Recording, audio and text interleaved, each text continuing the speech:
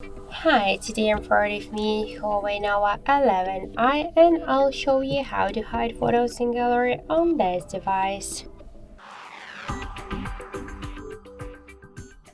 So first we should open the gallery application, and for example let's select these two photos to hide them. Just to do that, click on the right down corner to more icon to these four dots and click here hide, just to hide them.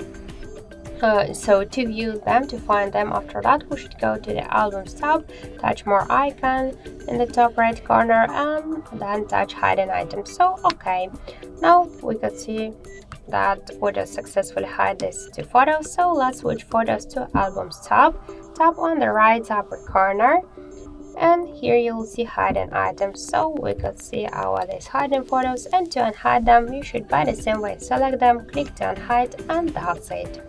So thank you for watching, and if you find this video helpful, leave thumbs up and subscribe our channel.